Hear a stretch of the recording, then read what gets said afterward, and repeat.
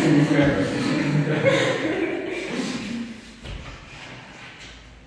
Ok, on commencera bientôt. On va attendre quelques minutes, ouais, c'est ça. Un grand bonjour à tous nos deuxième années. Zach, Arthur.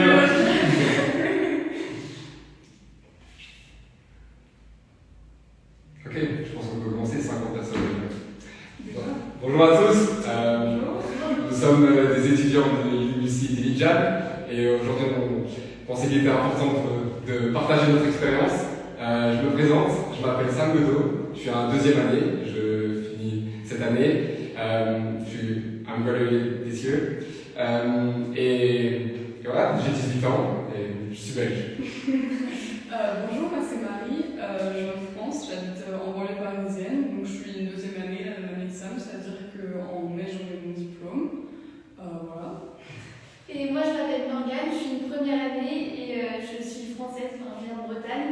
Et donc ça fait 1 mois et demi que je suis là. Voilà. Et aujourd'hui on va essayer de vous donner vraiment une image de ce qu'est d'être un étudiant en université au sein de l'Université Dilijan. L'Université Dilijan se situe en Arménie.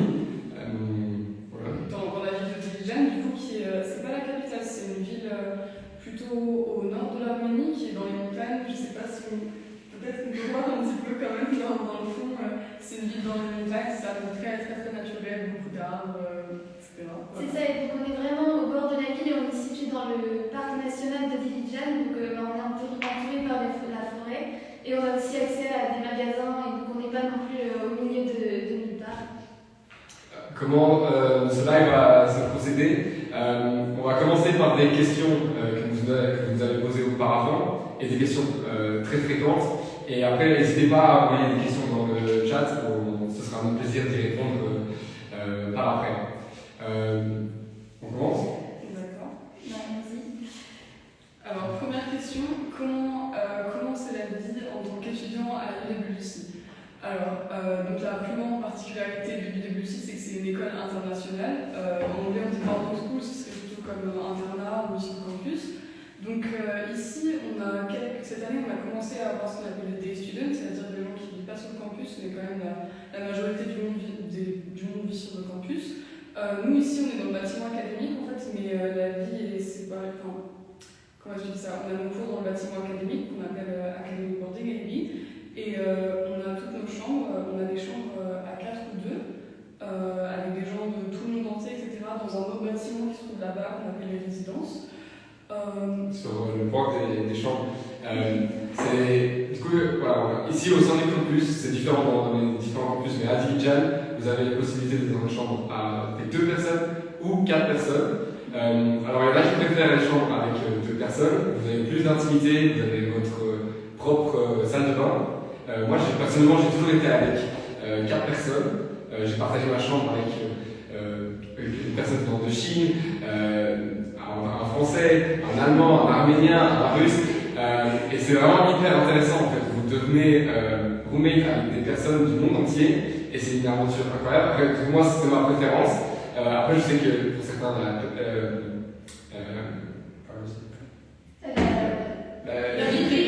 la vie privée est vraiment importante. Voilà. De toute façon vous n'aurez pas le choix. Durant les sélections vous allez pouvoir mettre ce que vous préférez quand vous êtes déjà accepté. Vous pouvez pouvoir mettre ce que vous préférez, mais c'est l'administration qui décidera quelle chambre vous conviendra le mieux. J'avais bien demandé une chambre à 4 et j'étais pas dans une chambre à 4. Oui, moi je partage ma chambre avec une chinoise, une arménienne et une russe et du coup ça amène des discussions intéressantes et c'est vraiment enrichissant. En fait on apprend autant dans la salle de cours que hors de la salle de cours, que ce soit le soir quand on partage avec les personnes du monde entier. Finalement nos amis viennent des 4 coins du monde. Je pense que le point principal de cette aventure UBC, c'est l'expérience internationale que vous allez acquérir. Il est hyper enrichissant en fait. Vous êtes plongé directement dans la culture de chacun, premièrement dans la culture arménienne, parce que vous vivez ici. Alors ici le campus, vous voyez qu'il y a des résidences derrière nous, mais on vit juste à l'extrémité de la ville. Et alors, vous êtes vraiment plongé dans cette culture arménienne, mais aussi vous êtes plongé dans la culture de chaque étudiant au sein du campus, de chaque continent, de chaque culture. Je n'ai pas les chiffres exacts, mais je pense qu'on a environ combien de nationalités? 80. Entre 80 et 100 nationalités. Voilà, du coup, vous serez au courant des conflits qui se passent, toutes les traditions. Voilà, nous, on est dans la préparation, par exemple, de Regional Ethnic, qui est Une soirée régionale européenne qui se passe demain. C'est le moment où on représente nos pays. Moi, je représente la Belgique. Elle représente pour la France. Et du coup, vous vraiment gagnez cette expérience internationale que vous pourrez trouver nulle part ailleurs. Et je pense que c'est le point principal de cette aventure du ici. C'est vrai. En parlant de la culture, en fait, c'est vrai qu'on apprend de culture. Il y a la culture arménienne, donc qui est plutôt à l'école, enfin en dehors de l'école et avec nos collègues classmates arméniens. Mais il y a aussi la culture de l'école. Donc on n'apprend pas que de la culture de l'arménien, on apprend beaucoup. On a des cours d'arménien. D'ailleurs, les premières années, on a des cours d'arménien. Morgane, c'est ça, on apprend les bases pour pouvoir se débrouiller dans la vie. Par exemple, j'ai pu utiliser ça en allant courir quand on croise des gens. Les gens sont très accueillants et donc ils ont tendance à parfois commencer la conversation et donc on peut juste échanger comment ça va, etc. Donc c'est vraiment pratique et comme ça on parle un peu de la culture. On prend note de vos questions, on répondra juste après. Oui, j'allais dire quelque chose. Aussi, donc on avait des questions sur Instagram. Donc, la première question c'était d'écrire Dilijan en un mot. Moi je dirais environnement parce que c'est déjà l'environnement, on est entouré par les montagnes, il y a des lacs, etc. Et l'environnement aussi à l'intérieur du WC parce que on est. Ouais. Oui. La diversité, etc. La diversité aussi, oui. Je pense. Pour moi, aussi quand je parlais d'expérience internationale, c'est la première fois que j'étais confronté au conflit direct de par mes camarades. Voilà, nous on a la chance, croisant les doigts, que c'est un terrain en Belgique et en France, on n'a plus connu de guerre depuis 80 ans maintenant. Mais voilà, par exemple, je ne sais pas si vous êtes au courant, vous êtes sûrement au courant de ce qui se passe dans l'actualité, le conflit palestinien-israélien. Nous avons des étudiants ici qui viennent de la bande de Gaza et qui nous partagent, par exemple, ce qui se passe. Et inversement, on a les deux perspectives. Même chose pour le conflit entre la Russie et l'Ukraine. Nous avons des étudiants ukrainiens, nous avons des étudiants et des professeurs russes qui cohabitent tous ensemble. Et voilà, du coup, ça ramène à des débats qui peuvent parfois être soutenus et qui finissent évidemment bien. Mais voilà, c'est vraiment une ouverture sur le monde, une vraie ouverture, que votre esprit soit vraiment, que vous allez être plongé dans cette aventure qui est hyper enrichissante. Et c'est très très intéressant d'avoir des étudiants qui viennent d'un passé complètement différent au vôtre. Voilà, moi je me rappelle dans mon école en Belgique, on était tous plus ou moins similaires de par notre passé, de par parce qu'on vient du même pays, etc. Et ici vous allez finir dans la même classe avec des personnes qui viennent des systèmes d'éducation complètement différents. Et c'est vraiment ça, moi, ce sera ma qualité première, parce que je retiendrai de mon aventure de ici. Non, c'est sûr. Et même dans la classe, par exemple, je pense à la classe de géographie, on a le point de vue de chaque personne, et donc il y a toute cette diversité, et c'est vraiment différent de ce que je faisais en première en France avant. Enfin, on a une ouverture au monde, et on peut voir par exemple, donc en géographie, on observe chaque cas dans chaque pays, par exemple pour la distribution de la population, et donc c'est intéressant de voir les différentes perspectives avec les personnes qui viennent de ces pays qui peuvent expliquer directement. Deuxième question. On a déjà, entre répondu à cette question, qu'est-ce qui fait que l'Université Jan et l'Arménie est spéciale? Si quelqu'un m'a noté Je pense que l'histoire de l'Arménie, c'est quelque chose qui nous influence beaucoup sur notre expérience de l'Université Jan en Arménie. Rien que le conflit en ce moment en Arménie nous impacte beaucoup sur nous apprend en tout cas beaucoup de choses sur En France, c'est aussi pour dire qu'on n'est pas en danger. on n'est pas Oui, non, non, concrètement, nous, ça n'a pas changé pour nous depuis qu'il y a le conflit. C'est juste les personnes qui subissent ça. Enfin, il y a des personnes dans notre lycée qui ont de la famille, par exemple, dans le Haut-Karabakh. Et donc, ça nous affecte par ce biais-là. Mais sinon, on peut continuer à sortir du lycée. On n'est pas confiné dans le lycée ou quoi que ce soit. Est-ce qu'on va faire un petit point sur ce qui se passe en Arménie? Mais bon, maintenant qu'on a lancé, alors la situation est que dans le Haut-Karabakh, qui est une région dans le territoire de l'Azerbaïdjan, qui est du coup pas directement en Arménie où nous nous situons, a été envahi par l'Azerbaïdjan, ce qui a fait qu'il y a beaucoup d'Arméniens qui ont fui vers l'Arménie. Et ce qui se passe, c'est que maintenant on a des réfugiés arméniens en Arménie. Voilà, ce qui fait que dans le campus, on a été affecté par on a 20% d'Arméniens dans le campus, donc ça a affecté toute la communauté arménienne du pays, entre autres ceux qui vivaient là-bas, mais nous ne sommes pas du tout en danger sur le campus où nous situons, nous ne sommes pas en danger en Arménie. Voilà. Je pense que voilà, il n'y a pas besoin de... Voilà. Ce que je veux dire par l'histoire aussi, c'est toute l'histoire de l'Arménie en général. Juste, par exemple, le génocide, c'est quelque chose qui, je sais pas, on nous apprend beaucoup, on en parle très souvent ici, et c'est quelque chose. Je sais que beaucoup de personnes, avant de venir ici, on avait très peu entendu parler. C'est quelque chose qui n'est pas reconnu partout dans le monde. Donc c'est quelque chose où on est très éduqué ici, en tout cas, au sujet de l'Arménie et au sujet de plein de choses dans le monde. Par exemple, on a souvent des sessions, on a un forum comme le Global Issue Forum, problématique mondiale, où, par exemple, on a eu un thème sur l'Arménie ou sur le génocide, sur le conflit actuel. Quand le conflit en Palestine a démarré, on a eu des sessions sur ça, on a eu une aujourd'hui ce matin. Beaucoup de sessions comme ça. C'est ça, et même par exemple la semaine dernière, on avait la Project Week, une semaine de projet. Et donc par exemple, pour les premières années, on est allé à Erevan, la capitale, on est allé au musée sur le génocide arménien. Et donc on apprend aussi la culture à travers ces Project Week, ou même on s'investit, par exemple, il y avait Need to Donate, on tricotait des affaires, des bonnets, des écharpes pour les réfugiés du Haut-Karabakh. Et donc on apprend la culture aussi à travers la Project Week.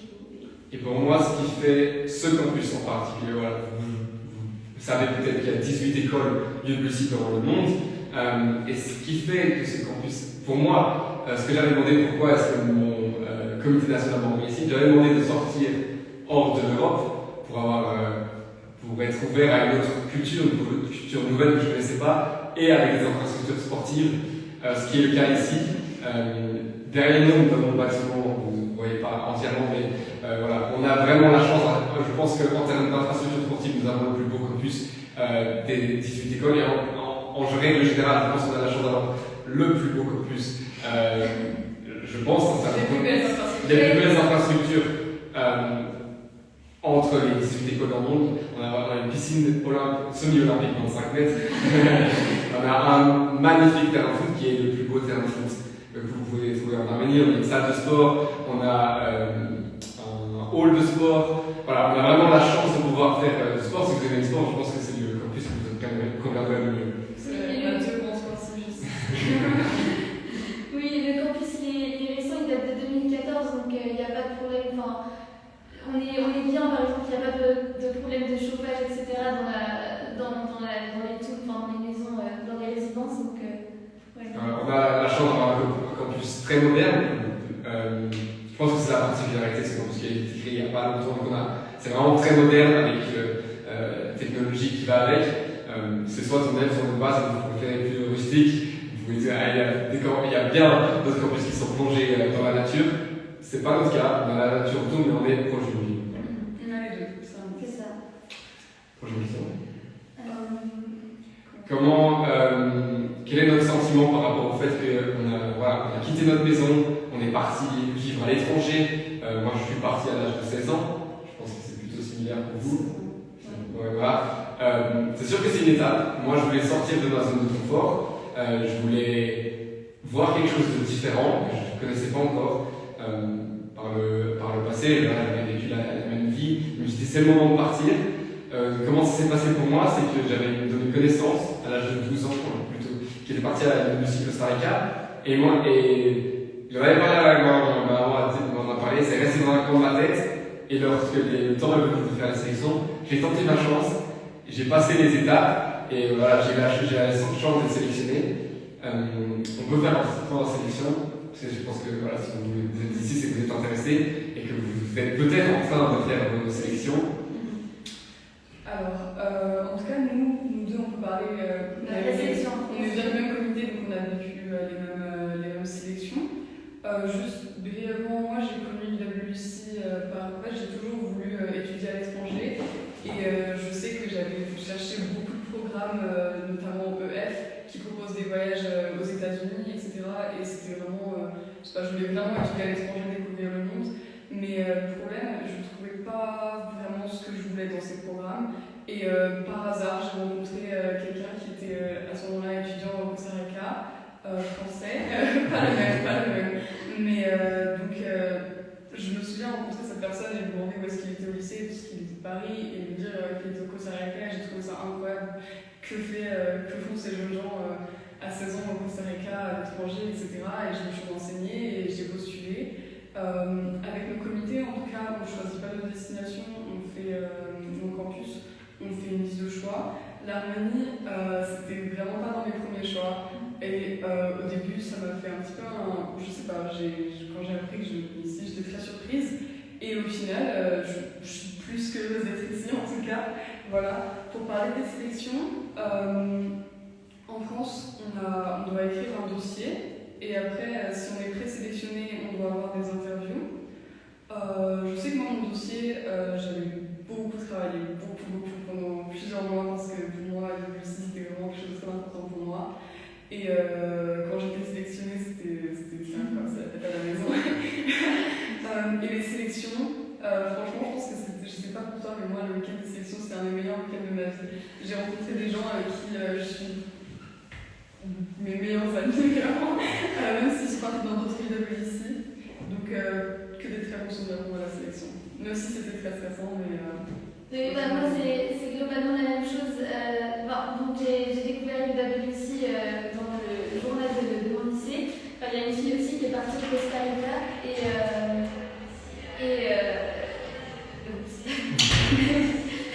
non, elle est partie au Costa Rica et du coup, j'ai trouvé ça passionnant et que je voulais aussi aller étudier à l'étranger depuis un bon bout de temps. Et donc, pour les sélections aussi, c'était c'est ce que j'ai dit à mes parents, quand j'en suis sortie, c'était un des meilleurs week-ends de ma vie. En fait, on écoute des personnes un peu comme nous qui sont passionnées par le monde et qui veulent changer les choses, faire de notre monde un monde meilleur. Et oui, non, donc c'était hyper intéressant. Même le dossier, en fait, j'ai découvert ça l'année dernière. Oui, l'année dernière. Et du coup, j'ai commencé mon dossier vers août et franchement, on a le temps de. Enfin, il faut passer du temps à le faire et y mettre. Je sais pas la réalité. Non, oui.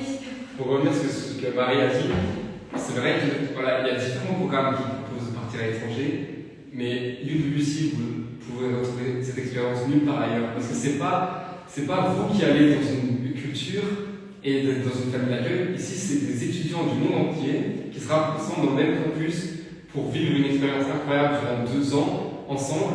Moi, je voulais pas tellement aller dans une famille d'accueil et plonger directement dans la culture avec une autre famille, etc. Ici, en fait, vous créez des amitiés qui, en fait, les étudiants avec vous vivent cette aventure parfois compliquée, mais ça devient votre famille. Et c'est quelque chose que vous ne pouvez pas trouver ailleurs. C'est une expérience impossible de reproduire.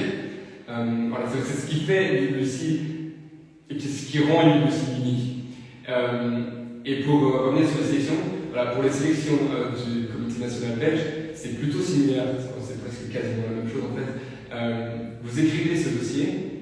Dans ce dossier, je pense que ce qui est important, c'est que vous montrez votre personnalité, vous montrez ce pourquoi il devrait vous choisir et vous montrez aussi que vous comprenez l'idée qu'il y a derrière l'UWC, que vous comprenez ce que l'ULC veut créer et vous comprenez le mouvement. Et je pense que ça, c'est important que vous... Les questions que vous guidez, je pense que c'est 9 questions.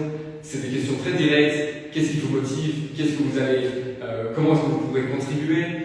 Et à la fin, je sais bien qu'il y avait une question, pour nous en tout cas, un peu plus générale, où il fallait un peu réfléchir. Par exemple, moi, c'était si vous aviez tout l'argent nécessaire pour créer une expérience, pour améliorer notre monde d'une manière plus sustainable. Durable. Voilà, du coup là, vous mettez ce que vous pensez. Après le document que vous remettez, vous allez recevoir un mail si vous êtes sélectionné. Et alors là, pour nous, ce qui s'est passé, c'est qu'on a dû écrire des dissertations, une en français et une en anglais. Et après, la dernière étape, c'est... L'avant-dernière étape, c'est vous allez en présentiel avec nous. Alors là, vous avez des petites... Pour nous, on avait des activités, des activités de groupe pour voir comment vous vous comportez, etc. Avec une petite interview, et à la fin, vous avez l'interview finale. C'est un processus qui demande qui prend du temps. Il faut être... voilà, il faut avoir envie, mais ça en vaut la peine. Et pour ceux d'entre vous qui ne parlent pas parfaitement anglais, sachez que je ne parlais pas un mot. Voilà. Et j'ai réussi, voilà, c'est vrai que le processus est en anglais, mais vous pouvez écrire votre dossier en français. Moi, j'ai fait mon interview finale en français, donc il fallait le faire en anglais normalement. Mais voilà, c'est possible, ça dépend de votre comité national. Quelque chose d'autre, moi je sais que voilà, j'avais pas l'argent pour payer l'entièreté, et je sais que certains abandonnent avec l'idée je peux juste pas payer.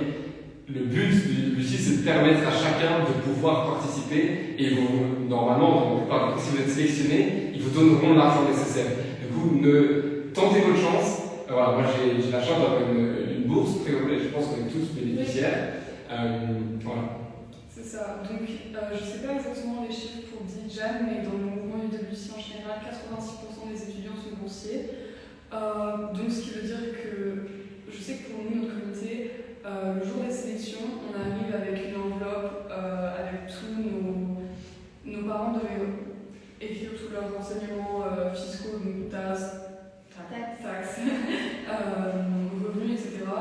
À partir de ça, en fait, le but de cette enveloppe est fermée. On a les sélections, notre comité décide de nous choisir pour partir à l'UWC. Ensuite, ils ouvrent l'enveloppe. Ce qui veut dire... C'est important de préciser que c'est après qu'ils ouvrent l'enveloppe. Oui, comment ça se procède, c'est qu'ils font une liste, un classement des étudiants, et ils complètent à chaque fois l'enveloppe jusqu'à ce qu'il y ait de l'argent. C'est ça. Ce qui veut dire que vos moyens financiers n'influencent absolument pas vos sélections. Ce qui est une très bonne qualité de l'UWC. Peut-être c'est la différence entre JSP et National. C'est ça. Donc nous, tous les trois, on vient du NC, National Committee, Comité national. Comités nationaux de deux comités nationaux différents. Et il y a quelque chose qui s'appelle GSP, Global Selection Process, donc le processus de sélection globale, ce qui veut dire que le GSP ne reçoit pas de bourse. Le processus est un petit peu différent, complètement différent d'ailleurs, et je ne pense pas qu'on soit complètement capable de vous détailler parce qu'on n'a pas vécu. Mais le processus est global et les gens qui appellent à partir du GSP ont la possibilité de choisir le campus de leur choix et du coup ne bénéficient pas de bourse. C'est plus ou moins similaire, c'est pas complètement différent. Vous avez aussi le dossier, vous avez aussi les essais, vous avez aussi les interviews. C'est juste que vous n'avez pas de comité national et alors vous êtes libre de choisir où est-ce que vous désirez participer. Mais c'est aussi sur base de sélection, c'est pas parce que vous avez les moyens et parce que vous participez avec le comité international que vous aurez la chance de venir sur un campus UWC. Alright. Pour parler de l'IB, on a une autre question. Est-ce que c'est Oui. J'avais une question, comment la difficulté de l'IB et si ça permet d'aller dans les universités? Alors déjà, qu'est-ce que l'IB? IB, International Baccalaureate. Donc bac international. Baccalauréat international. C'est le programme donc équivalent de bac, je sais pas comment ça s'appelle le bac.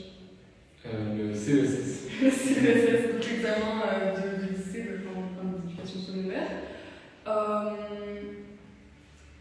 Donc il y a 6 groupes de matières. Donc on prend une matière dans chacun des groupes. Donc les groupes c'est les humanités, les sciences, les maths. Enfin les maths sont obligatoires. Les langues, enfin les langues d'acquisition, donc tout ce qui est espagnol, allemand, etc. Donc nouvelle langue. C'est ça. L'anglais, enfin langue et littérature. À Dijon on a la chance d'avoir le russe et l'arménien aussi en langue. Pour les catégories, en fait, la vie, il nous faut 6 matières. Une matière de chaque catégorie, donc comme on a dit, humanité, sciences, mathématiques. Il y a différents types de mathématiques, donc c'est pour ça qu'on a appelé les mathématiques une catégorie, plusieurs niveaux de difficulté. Littérature, donc littérature et art. Art qui n'est pas obligatoire, donc si vous décidez, comme art ici, on a art visuel et théâtre, si vous choisissez de ne pas prendre ces matières, vous pouvez prendre une autre science ou une autre humanité. Les matières proposées à Dijon, donc humanité, on a politique internationale, économie, vous avez aussi la philosophie, vous avez la géographie, l'histoire, je pense que c'est... Et ISS, c'est environnement, système et société, donc c'est une matière qui est entre deux, c'est entre les sciences et les humanités. On peut peut-être dire les matières que l'on prend. Ok, donc moi, en fait, on prend 3 matières en haut niveau et 3 matières en niveau standard, donc c'est le nombre d'heures qui change, donc, et puis le contenu. Donc moi, en haut niveau, je prends géographie, chimie et biologie, et en niveau standard, je prends maths, application, c'est des maths un peu comme l'aspect maths en France. Je prends de langue et culture, donc ça c'est une matière spécifique à l'UWC Dijon, c'est une nouvelle matière. Et je prends anglais, langue et littérature.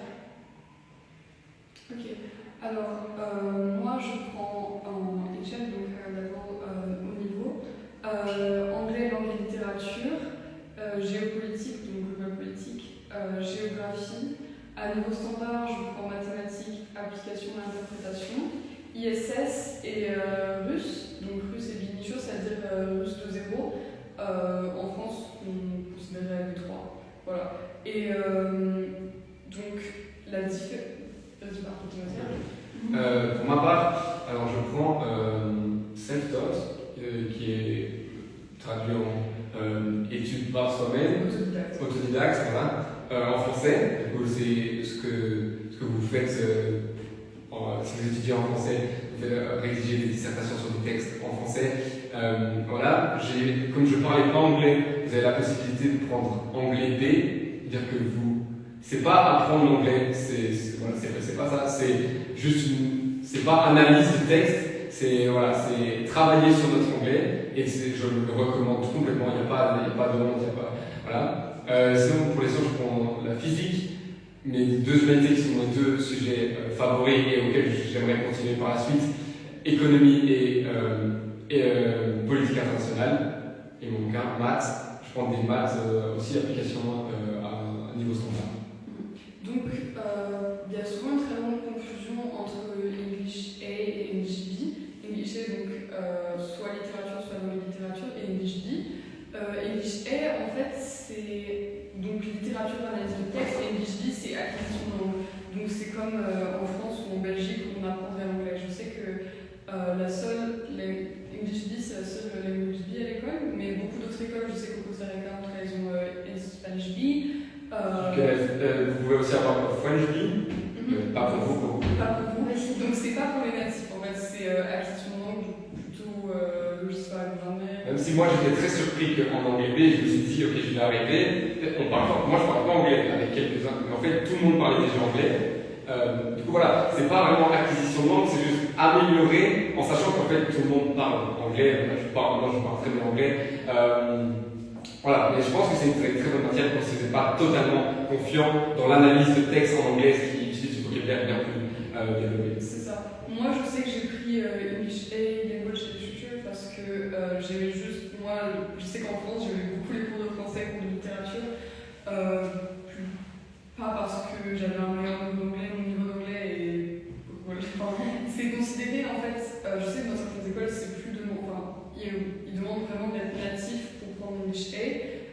la plupart des gens ne sont pas natifs, c'est-à-dire que l'anglais c'est pas leur première langue, moi c'est pas du tout ma première langue et je m'en sors très très bien en anglais. Voilà. Pour répondre à la question, est-ce que la vie est difficile? Oui.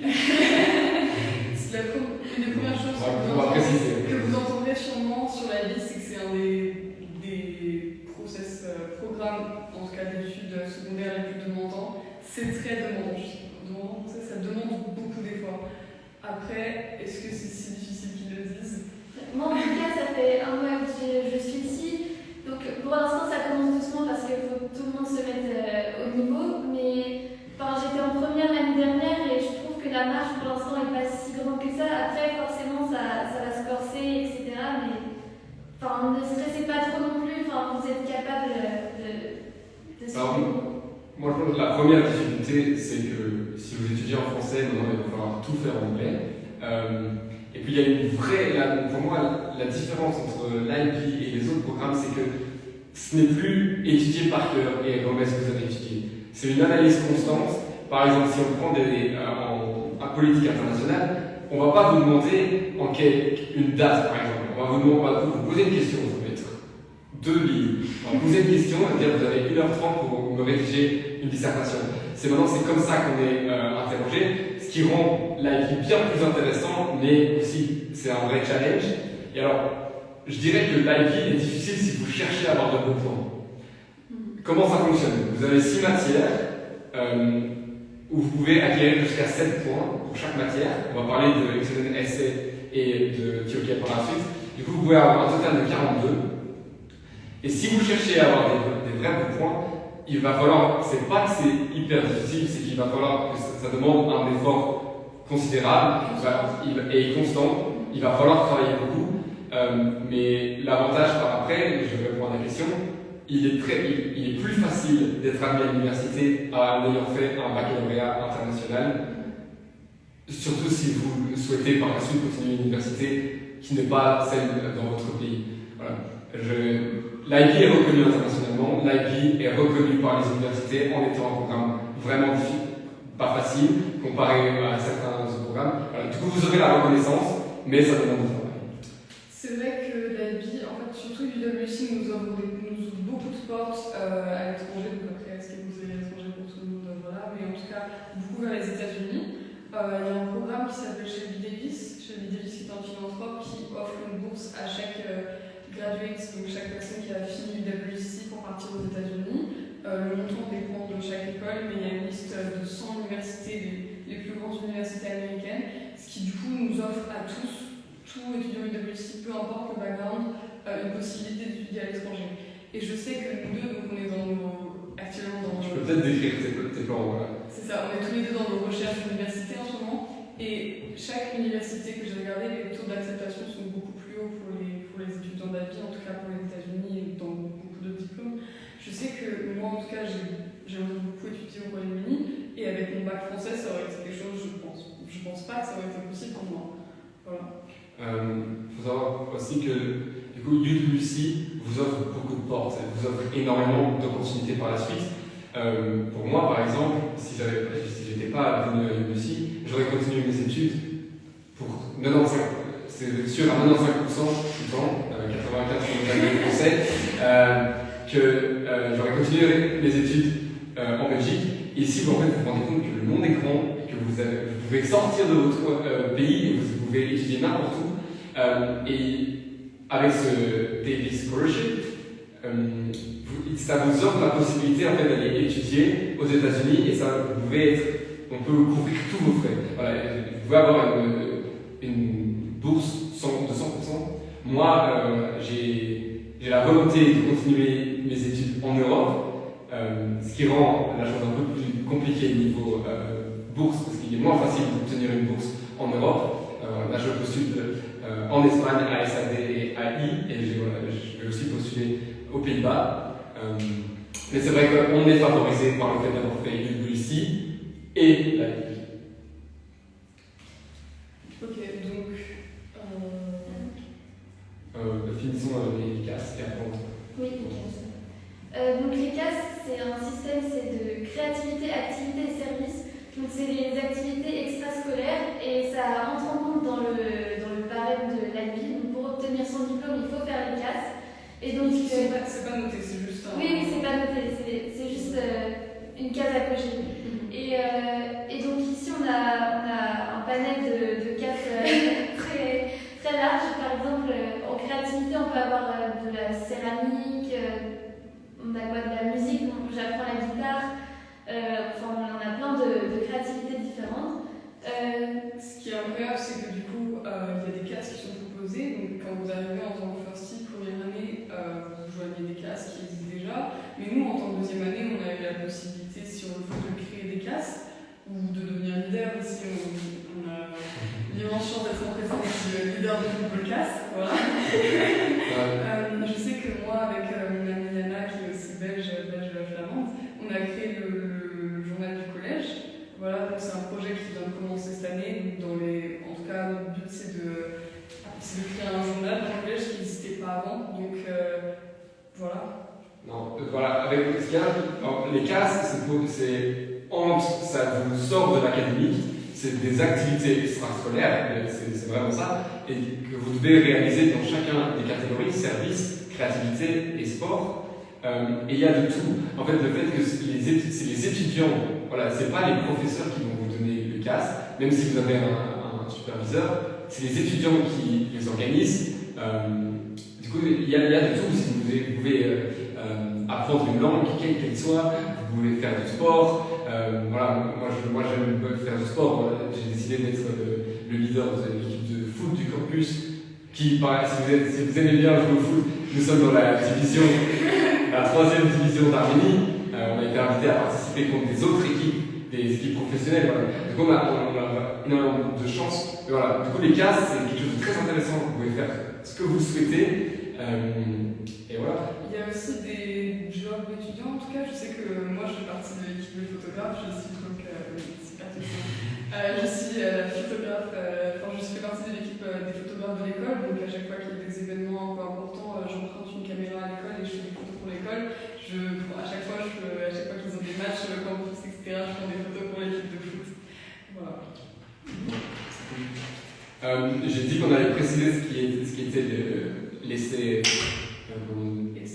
Extended essay, l'essai. Ça ne dit pas, voilà, un essai plus long qu'en général, vous devez écrire 4000 mots. Vous choisissez votre sujet, c'est des choses que vous écrivez dans le troisième terme. Comment ça se passe? Le terme, chaque année est divisé par un terme qui est coupé par le semestre. Un semestre, par le winter break, la pause en hiver. Et voilà, vous aurez la chance d'écrire sur le sujet dont vous souhaitez. Et sur quoi tu as écrit ton livre? Moi, j'ai écrit en politique internationale sur l'effet, évidemment, on revient au football, l'effet que les investissements massifs du Qatar ont sur son développement. Et puis, vous avez aussi TOK, donc Theory of Knowledge, théorie de la connaissance. C'est une matière un petit peu, pas très facile à décrire, mais un petit peu comme philosophie. C'est se poser des questions un petit peu existentielles. Comment est-ce qu'on sait ce qu'on sait?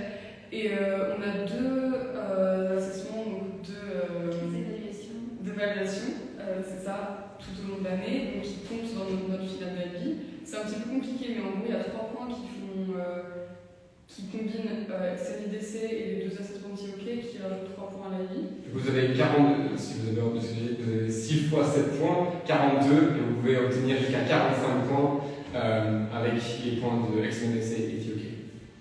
C'est ça, et la théorie de la connaissance, ça commence qu'au 2e semestre du coup, et à la place, moi j'ai les cours d'arménien. Donc... On nous pose des questions sur... si vous avez des questions, c'est le moment, on sera ravis de répondre à chacune de vos questions. Donc, comment est la cafétéria?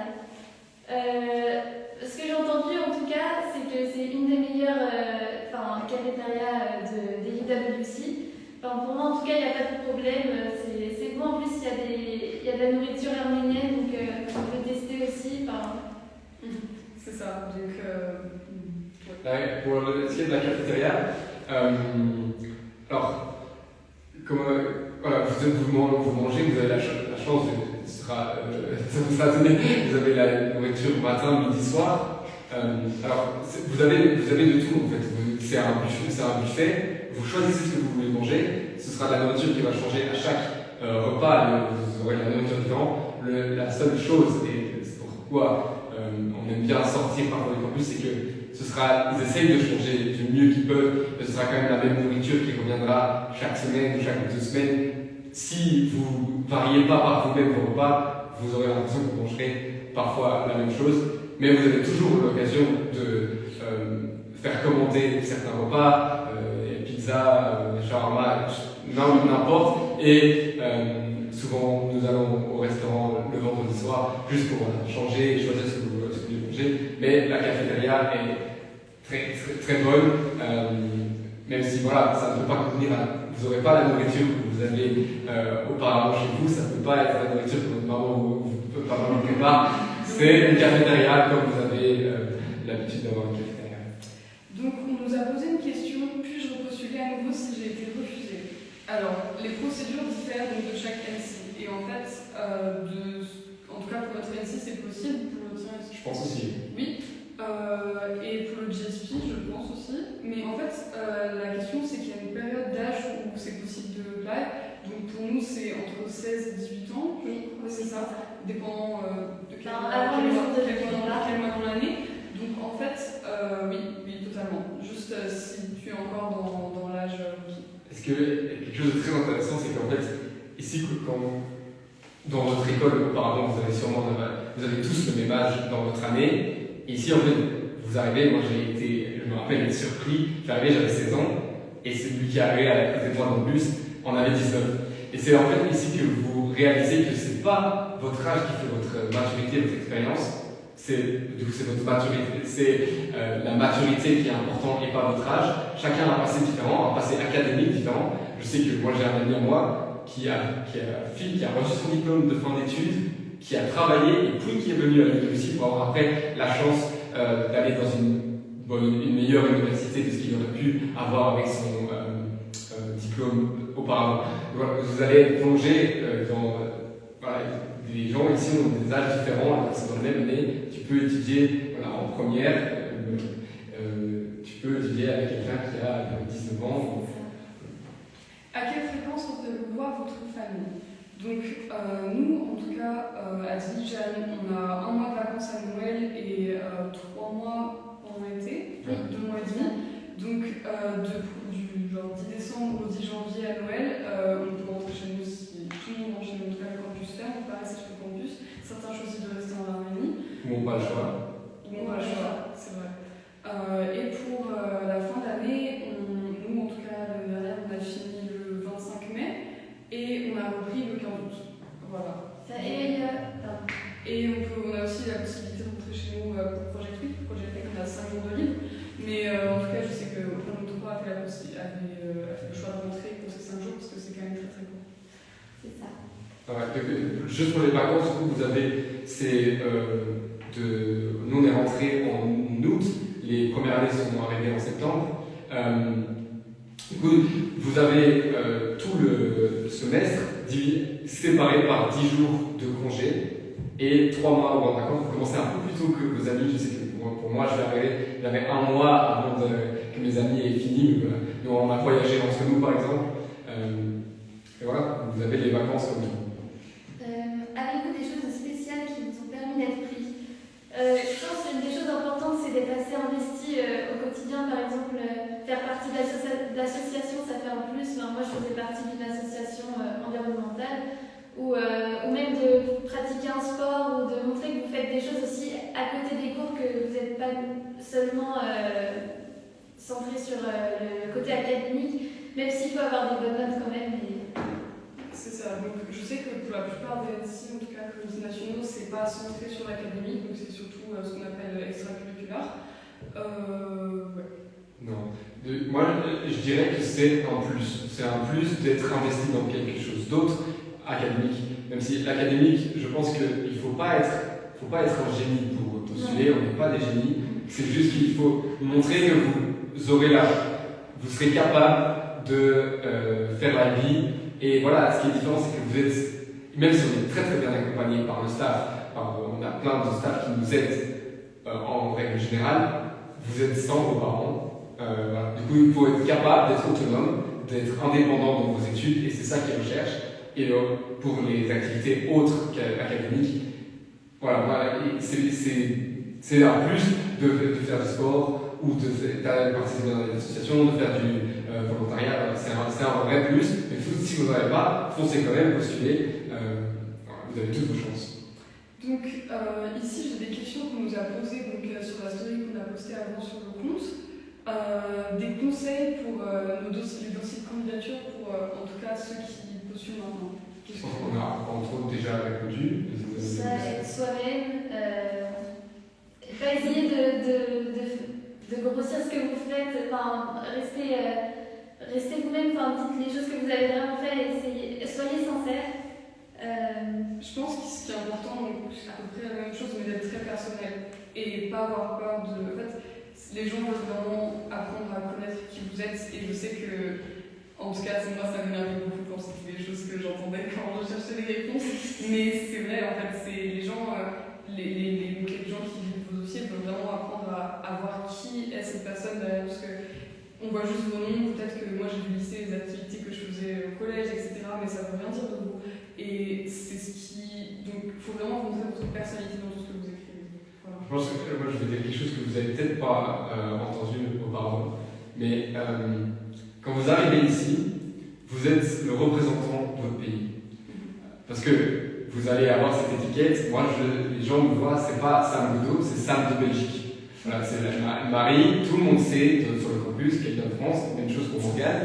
Vous êtes associé à votre pays, vous êtes associé à votre pays, mais vous êtes aussi le représentant de votre pays, et les personnes vont vous voir, de par votre comportement, de par la personne que vous êtes, elles vont créer une image de votre pays de par ce que vous représentez. Et je pense qu'il est important, c'est que le comité national sait ça, et du coup vous allez un peu devoir être le représentant de votre pays. Et je pense que s'il est important de montrer que vous ne serez pas capable, parce que tout le monde est capable de représenter son pays, mais que vous avez la volonté de représenter votre pays à l'international et dans votre école. Et spécialement pour les comités nationaux. Je pense que c'est un peu différent pour le GSP, mais pour les comités nationaux, ils vous donnent une bourse, ils vous font confiance, vous faites partie d'une petite minorité qu'ils ont choisie, et voilà, du coup, ils ont confiance en vous, vous allez pouvoir représenter votre pays de manière de bonne manière.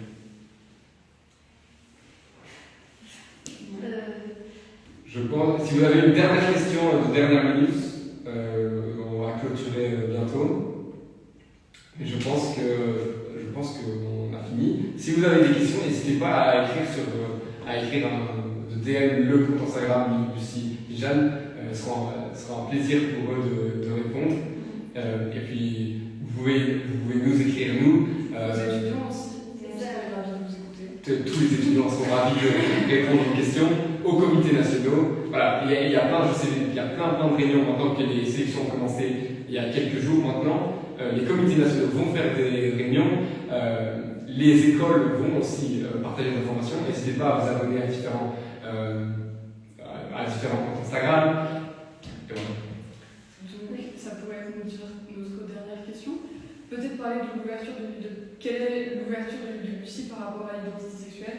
Donc l'UWC, je sais que comme on dit, c'est l'endroit où on peut vraiment avoir tout le monde a une grande ouverture d'esprit. C'est d'ailleurs pour ça qu'on fait des sélections, pour savoir si vous êtes vraiment vous pouvez contribuer à cet endroit. Et l'UWC, en tout cas, c'est une safe place pour tous les gens qui veulent exprimer leur identité sexuelle, ce qui n'est pas possible dans tous les pays. Voilà, en tout cas. C'est une vraie ouverture d'esprit en fait. Vous avez ici, vous allez être confronté à des personnes très différentes de vous. Et comme Marie l'a dit, ici, chaque personne avec sa propre identité est acceptée et bienvenue au campus. Alors, du coup, dans vos candidatures, il n'est pas question d'être contre l'homophobie, le racisme, etc. C'est des problèmes qu'on apporte au sein du campus qui vont être présents, mais qui vont être on va en parler, on va en discuter, et vous allez être au courant et vous allez être confronté aux problèmes qui se passent dans le monde. dans le monde actuel, de par le fait que vous rassemblez des personnes du monde entier au sein d'une même bulle et qui doivent vivre ensemble pendant 2 ans. Et voilà, vous allez être confrontés à ces problèmes, mais il faut être couvert d'esprit. Non, je pense que. Je pense que. Ça se termine. Voilà. Si vous avez une dernière question, c'est la toute fin. Voilà. Je pense qu'on a fini. C'était un réel plaisir de répondre à vos questions et de partager notre expérience. Tu vois, je parle pour moi. Merci à tous d'avoir été sur le live, en tout cas, et d'avoir été actifs comme ça, de me poser des questions. C'est ça, n'hésitez pas à nous contacter après si vous avez d'autres questions sur le dossier, sur... Ah, une autre question. Dernière question. Ok. Après l'UWC, peut-on faire des études en France? Donc oui, par exemple, je sais que Sciences Po vient chercher les élèves ici parce qu'ils sont... Enfin, les personnes qui sont ici sont assez ouvertes, etc. Après, ça dépend des universités. Je sais que des personnes sont retournées faire des études de médecine en France. Donc, globalement, c'est possible de retourner. Si vous avez envie de retourner dans votre pays, personne ne vous force à partir aux États-Unis ou à aller dans un autre pays. Vous êtes très bienvenus à revenir avec une expérience incroyable auprès de vos proches. Voilà. On a eu nos deuxième année qui n'avaient pas du tout de France et qui sont partis étudier en France après. Moi, en tout cas, on parle beaucoup de Sciences Po. C'est vrai que beaucoup d'étudiants ici finissent à Sciences Po. Moi, Sciences Po a ouvert ses candidatures la semaine dernière, donc j'ai commencé mon dossier. Je vais candidater. Est-ce que j'irai? Je sais pas, mais en tout cas, voilà, c'est complètement possible. Mais vous êtes considéré comme étudiant international. Donc pour le Sciences Po, le parcours est complètement différent. Et je sais que c'est possible de postuler sur Parcoursup, mais c'est compliqué parce que c'est pas très bien reconnu. Donc c'est mieux d'être considéré comme étudiant international. Voilà. Un très grand merci de nous avoir rejoints, ça fut un réel plaisir. Voilà. Merci beaucoup. Merci, au revoir.